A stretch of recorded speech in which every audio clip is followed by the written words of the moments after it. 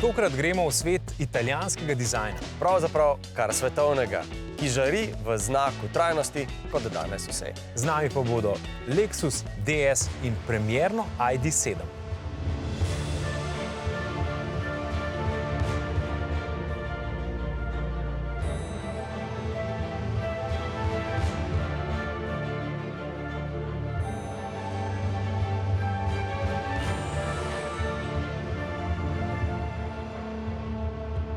Pozdravljeni v avtomobilnosti. Za avtomobilske salone, kot smo jih poznali nekoč in smo jih mimogrede izumili v Evropi, se je pred nekaj leti že zazdelo, da so popolnoma preživet koncept. No, preden pogledamo, kako je drugod po svetu, kjer se je v letošnjem letu, kar se avtomobilskih salonov tiče, kar veliko dogajalo, se je veliko novosti na avtomobilskem trgu, pa poglejmo še oziroma preverimo, kakšen je evropski sejemski utrip. In utrip je tak, da se avtomobilske znamke povezujejo z saloni, ki so še vedno zelo privlačni tako za obiskovalce kot razstavljalce, in eden izmed takih se je nedavno odvil v Milanu. No, v Milanu je tradicionalni pohištveni salon, ki pa je prerasel pohištvo in postal dizajnerski salon oziroma salon oblikovanja. In ko govorimo o oblikovanju, o dizajnu, potem so avtomobili tu že zelo blizu.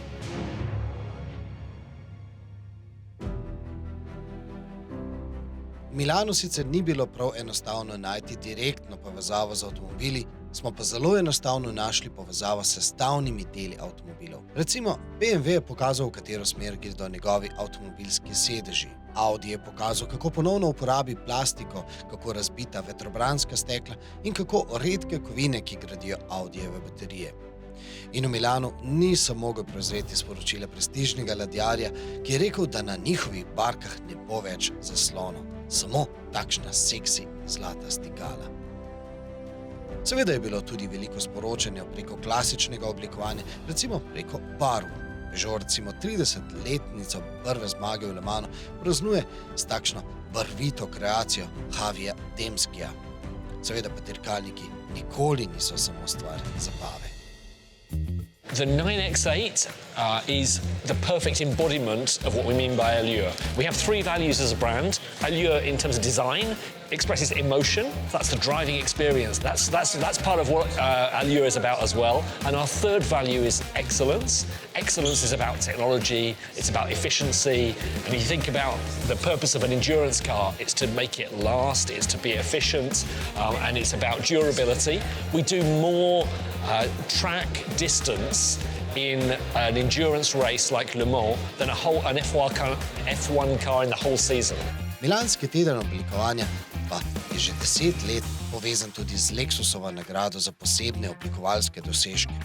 In letošnje leto zmagovalec ni en sam, ampak 4 izredni start-up eko-projekti. Najprej nam bo mladi Šved premešal meglo. V pozitivnem smislu. I was starting to thinking about how can you gather water in the desert when it's totally arid, and also in Chile water is privatized, so it's big companies owning this water.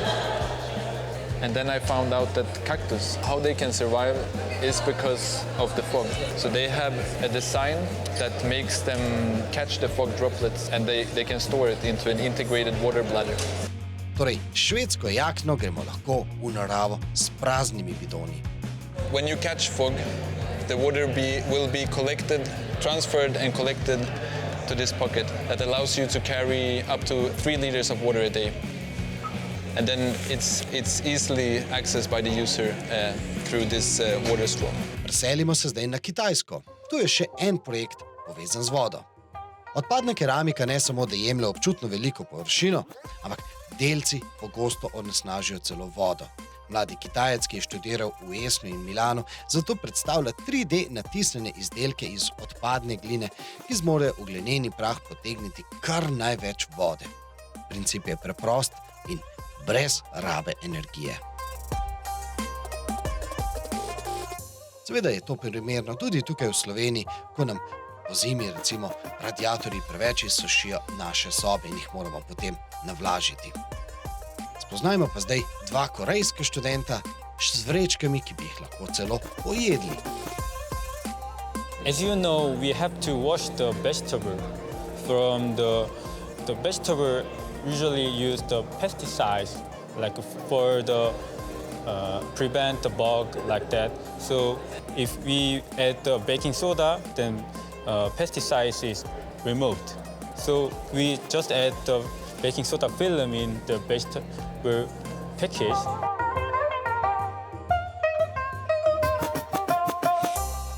Četrta Lexusova nagrada pa gre 3D sestavljenki za slabovidne. Our product is a 3D topographic puzzle that aims to only rely on touch to solve the puzzle. Unlike the traditional puzzle where you have to rely on your eye to piece together the puzzle, this is solely on touch.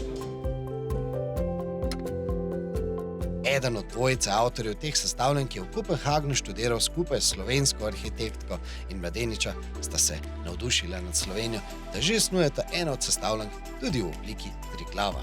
Za konec pa seveda poslušajmo, kaj imajo ti ekoprojekti veze z Lexusom.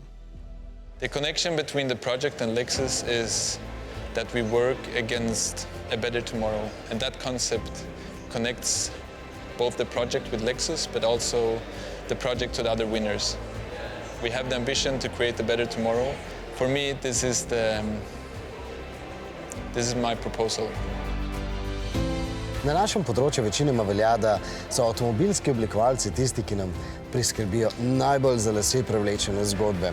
Da so to neki sanjači, ki se ravnajo po navdihu, prav velike uporabne vrednosti pa od njih ni. Ampak že nekaj let ugotavljam, da sem se zelo motil.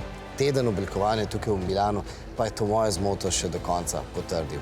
Namreč modern dizajn je res povsem prizemljen. Modern dizajn je neločljivo povezan z našim vsakdanom. Predvsem pa modern dizajn hodi v roko v roki z inženiringom. No, ko smo ravno pri naravnih materialih, recimo glina. In Mihovemu sogovorniku iz prispevka sporočam, da tudi v Ribnici, v Rokodelskem muzeju 3D tiskajo glino. Tako da lahko rečeva, da v Ribnici je Milano pred Milanom. Predvsem pa naravni materiali so doma tukaj.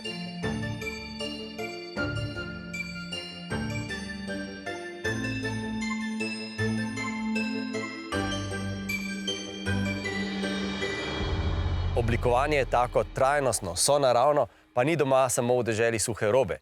Ampak je na prav poseben način pri nas našlo sožitje in pot tudi do prav posebne avtomobilske znamke. In ko vse to združimo, smo že pri odnosu do materialov. In tukaj bomo spoznali oblikovalko Tjašo Škapin, ki pravi, da vsako svojo kreacijo naredi z mislijo na tisto, ki jo bo nosila. Slovenske ceste je zapeljal prenovljeni DS3, se pravi najmanjši DS. In seveda na sprednjem delu je dobil nov svetlobni podpis, zelo podoben tistemu na DS7 in v kabini ima zdaj večji zaslon. Ampak seveda, kot se za znamko DS podobi, tudi novi DS3 navdušuje predvsem v detajlih. Za DS-ove detajle pa smo že navajeni, da niso na prvo žogo avtomobilski, da je treba povezavo med temi detajli in pa avtomobilom kar nekako poiskati. Zato, ker so ponovadi povezani z visoko modo, s francosko visoko modo. Ampak tokrat povezavo teh detajlov z avtomobilom nismo poiskali v Franciji, ampak kar na Krasu. V Kozini smo torej obiskali Tjašo Škapin oziroma njen atelje Tjaša Škapin Couture. Ona namreč zelo dobro razume, da avtomobili DS niso samo prevozna sredstva, ampak modni dodatki visoke kakovosti oziroma visokega stila. Čeprav so v osnovi narejeni industrijske, pa je Tjaša v njih takoj videla elemente, ki izhajajo iz visoke mode. Seveda, izraz haute couture smo pri DS-u že večkrat slišali, kreatorka Tjaša nam ga je zdaj razložila.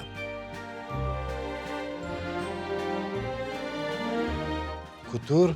Ja. Kaj je zdaj to? Kaj je couture? Couture, haute couture. To so izrazi, ki izhajajo iz francoskega prostora in označujejo izdelek, ki je vezan na modo. Couture označuje izdelek, ki je štarta z visoko kvalitetnim materialom, uporablja se dosti ročnega dela in je tudi način izdelave temu primeren. Se pravi, tu ni kar, da ti greš pod stroj, pa je tu nek industrijski pristop, ampak so stvari bistveno bolj dodelane. Haute couture je pa izraz za visoko modo, dobiš ga pa lahko preko francoske zbornice, če odgovarjaš visokim kriterijem, ki jih oni zahtevajo.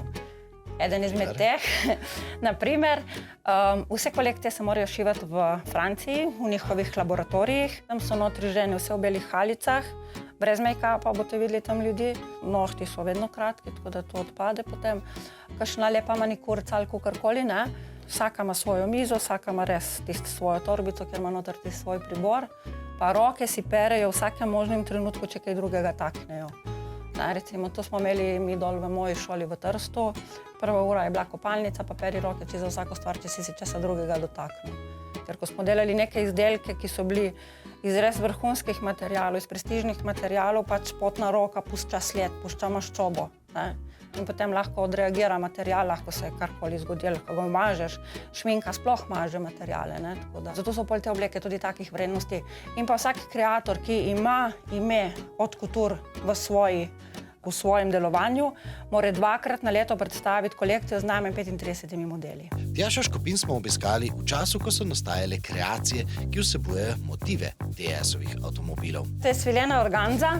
Zanimiva je po tej svoji strukturi, te tridimenzionalni izbočeni rombki, recimo, ki spominjajo na obliko diamanta, ker se lepo poveže zdaj v to zgodbo. Aha, tudi v bistvu, če malo premikamo. Tako, ja. Dobi tudi svetloba se potem lomi, dobiva čist neke druge odtenke skozi svoje gibanje. Ma ta material, ki sem jaz videla, DS avto, in ki sem videla ta njihov logo, kako to spominja na pač, kako poudarjajo ta diamant, pa ta sprednji del avta, ki ima točno to strukturo, so nekaj, pa to je material, ki je točno to čakal, ne. Poglejmo primer številka 2. Primer številka 2 je v temle korzetu prenešen pasek od urice, ki se pojavlja v notranjosti avtomobilov. Tukaj sem ga prenesla v sprednji del korzeta. Tale korzetek je narejen iz kaktusovega usnja, podložen z bombaškom. Kaktusovo usnje? Kaktusovo usnje, ja. Kaj pa je to? Material, ki je pridelan iz kaktusa. Prihaja iz Južne Amerike. Ne me preveč po postopku vprašati, ker ga ne bom znala čisto zares ponoviti. Se pravi, rastlinsko usnje? Ja. A imate še kakšno idejo? Kako Slovenijo dati v ta francoski, v to francosko modo, v te francoske avtomobile? Mogoče bi lahko še skozi kakšno kreacijo, mogoče v nadaljevanju teran uporabili. Za eno obleko sem se malo s terančkom igrala, pa sem lepo 5 metrov tanke svilene organze zvila v paketek, ga potočala za dobrih 24 ur v teran in ko sem potegnila ven, se je zgodil čudež, ker sem dobila točno tisto, kar sem si želela. Ste me pa prav spomnili na obisk v DS Design Studio, ker dejansko se oni prav na tak način igrajo s temi materiali. Ne hodite daleč, po oglasih vam predstavimo novega električnega Volkswagna, s katerim ta znamka nadaljuje napovedano elektrifikacijo svojih modelov in to s kar dobrim tempom. No, in s kakšnim modelom? Tokrat je z nami ID.7, ki se ga je ljudsko hitro prijelo tudi ime električni Passat. Passat pa je legenda v svojem razredu vse od leta 1973.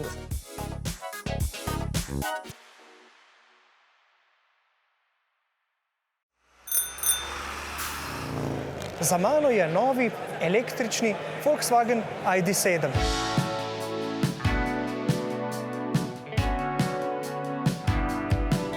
Ki je ravnokar v Berlinu dočakal svojo svetovno premiero. No, ampak ta berlinska premiera ni edina, ki se ta čas dogaja po svetu. Hkrati namreč potekajo še ostale premiere drugod po Evropi, pa tudi v Severni Ameriki in na Kitajskem. To je namreč novi Volkswagenov električni zastavonoša.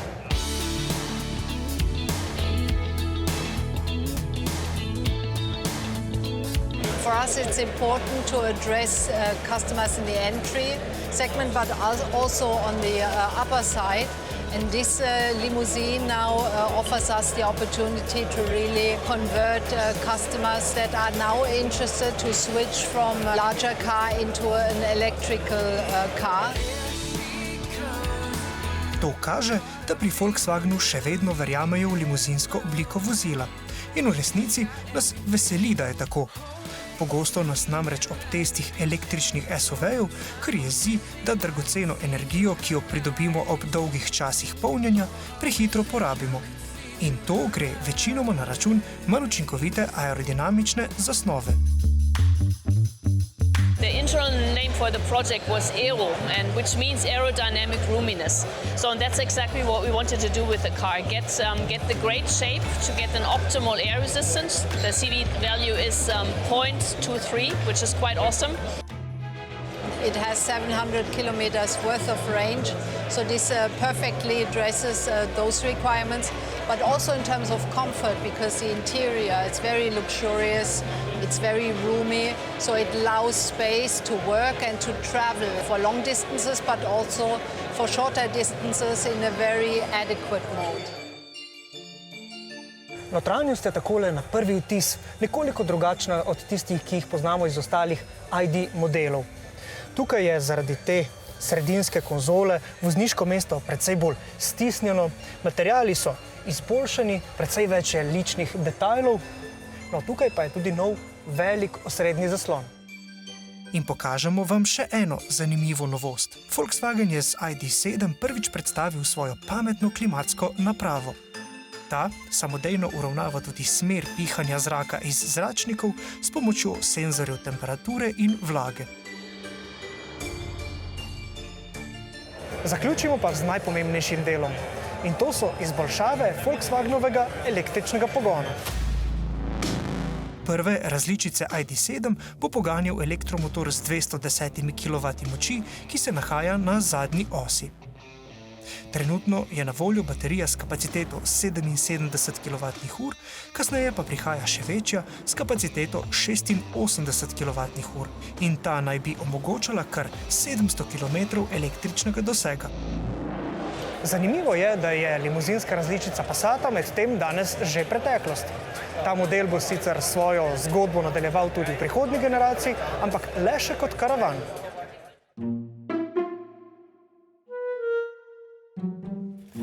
Zaključili ste z nakupovanjem in se odpravili proti avtomobilu, nato pa ugotovili, da je na parkirišču vaš avtomobil poškodovan. Kaj se je zgodilo? No, ta odgovor pozna avtomobil. Poglejmo ga.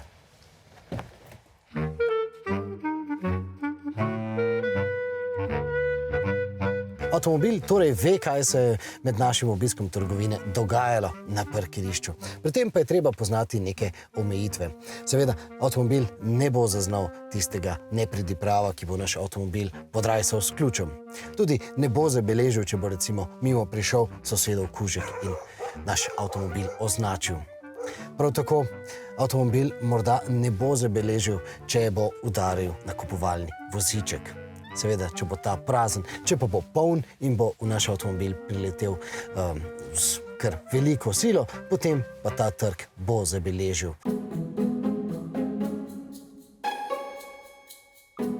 Se pravi, avtomobil zmore zabeležiti predvsem tiste trke, ki avtomobil vsaj malce premaknejo oziroma tudi zares poškodujejo. Ampak verjetno je še bolj pomembno, da avtomobil zabeleži tiste trke, ki so povzročeni z drugim avtomobilom. Pri tistih avtomobilih namreč te slike pokažejo registrsko tablico. Zdaj, ali si na zavarovalnici lahko s temi slikami dejansko pomagate? No, to je pa tema za drugo zgodbo.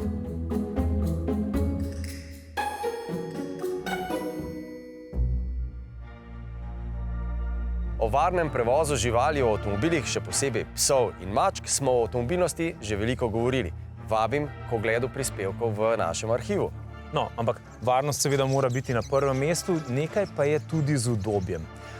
Strokovnjakom smo nekaj časa nazaj govorili o tem, kako spočit mora biti reševalni pes, ko pride na neko točko, kjer mora narediti svojo nalogo. Poglejmo. Slog vožnje pa način vožnje je zelo pomemben, da je pes udoben. Se pravi, če sunkovito vozimo, to isto kot je varna vožnja. Vse, kar je načela varne pa varčne vožnje, so dobre za prevoz psa. Je pa tudi zelo pomemben, da če psa veliko vozimo, oziroma tudi če ga malo vozimo, no, da ga nekam pripeljamo, da se mu tam nekaj dobrega zgodi. Se pravi, psa napeljamo samo k veterinarju, ampak ga vozimo na sprehode, ga vozimo nekaj delati, ker vsi psi radi nekaj delajo, ne? Predvsem treba najti, kaj jim paše. Ker s tem pride do tega, da jim je res luštno v avto, ne? Ker ko gremo v avto, bo nekaj se dogaja, nekaj, kar se doma ne more nikoli.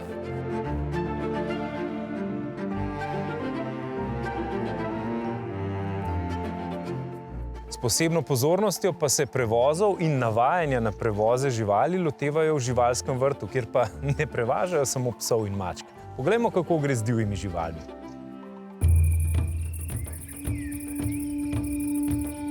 Pomlad je čas živalskih mladičev. In to obenem pomeni tudi čas, ko se začne naravni proces ločevanja živalskih družin. In kaj to pomeni v ljubljanskem živalskem vrtu, kjer se nahajamo tokrat? Začenja se čas selitev. In to nas pripelje do prikupne samičke mačjega pande, ki se nahaja oziroma zdaj počiva tukaj za nami. Spoznajte Bambu. Bambu je danes že skoraj odrasla mačja panda in tako je napočil čas, da gre pogledat, kako je še kje druge po svetu. No in tako bo tokrat skrbno osebje poskrbelo, da se bo odpravila v svoje novo domovanje na Slovaško. Ampak ta prevoz seveda ni mačji kašelj. Prevoz živali ni samo moment, ko je žival narožena v kletki in se pelje z prevoznim sredstvom, ampak je to veliko dela že prej. Treba je pripraviti živalno transport. Seveda, za živalni transport neko novo okolje je določen stres. In tako je Bambu na današnje jutro deležna prav posebnega treninga, s katerimi jo njeni skrbniki pripravljajo na njeno verjetno največjo pustolovščino doslej. Vidi. Žival navadimo najprej, da sploh pride do nas. In to je v bistvu ene vrste nagrada. V tem primeru, da gre tlele do boksa oziroma skozi boks, je potem tudi nagrada. Se pravi, mora biti pa nekaj, kar ima žival rada. Danes je v ljubljanskem živalskem vrtu pravi dan živalske mobilnosti. Tako se na pot poleg te mačje pande odpravljajo tudi kvakači, pa losi, pa severni jeleni, prišla je ena alpaka, pa še kakšna žival bi se našla.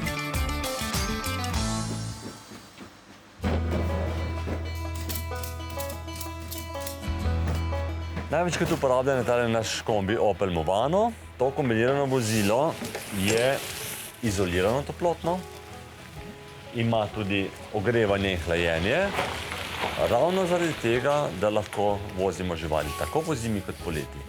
In seveda, kadar gremo na vožnjo, namontiramo tudi kamero v ta tovorni del, tako da žival lahko vedno spremljamo. A da bi žival videla ven, to pa verjetno živali nič ne pomeni. Ne.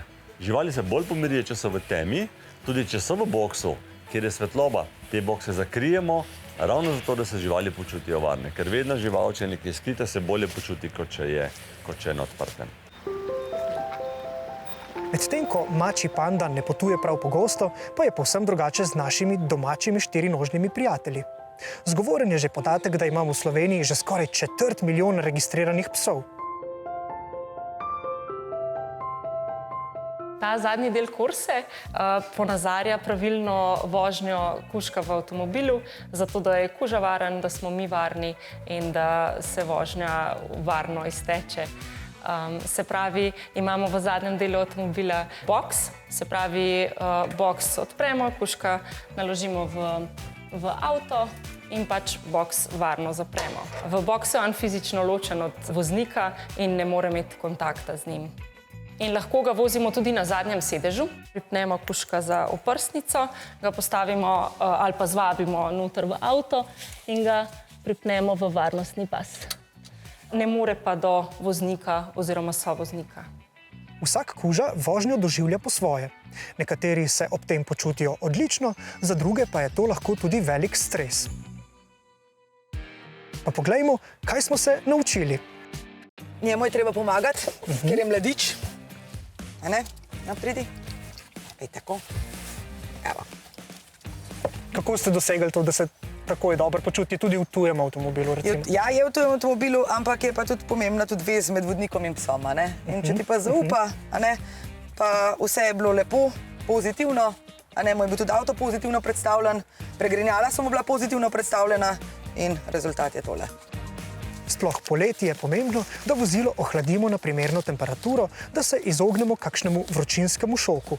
Vozilo moramo primerno zaščititi, vsekakor pa bo koristno tudi, da kuža prepozna odejo oziroma njen vonj, saj se bo tako počutil bolj varno in domače.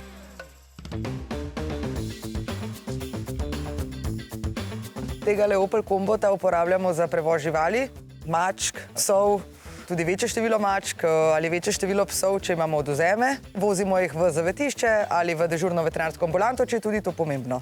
Zakaj je taka oblika vozila za vas ustrezna pri vašem delu? Ustrezna je iz tega razloga, da je pač kabina, kjer je voznika ločena od zadnjega dela. S tem Opel Kombotom povprečno na letni bazi prepeljemo 50 do 60% sprejetih živali. Morate pa vedeti, da sprejmemo več kot 1500 mačkov in pa tudi več kot 300 psov na leto.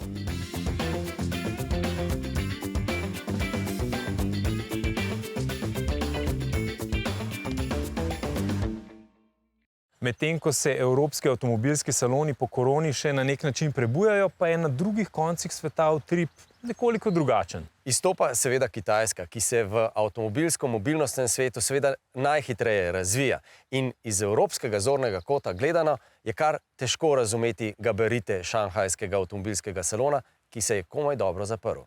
320 tisoč kvadratnih metrov razstavnih površin, 1000 razstavljavcev, 150 novinarskih konferenc in kar 100 avtomobilskih novosti. No, mi pa bomo lahko avtomobile na svojevrstnem salonu preizkušali že malo prej. Predvsem vi jih boste lahko preizkušali in to avtomobile iz flote skupine Emil Frey, v kateri je zbrane kar 12 avtomobilskih znamk. No, v začetku junija na Centru za varno vožnjo Vransko bomo vsi lahko preizkusili modele, avtomobile in seveda vse asistenčne sisteme in novosti, ki jim pritičejo. Do takrat je še nekaj časa in še nekaj avtomobilnosti, tako da bodite z nami spet naslednji teden, vmes pa na Instagram, Twitter, Facebook in YouTube oddaje avtomobilnosti. Srečno!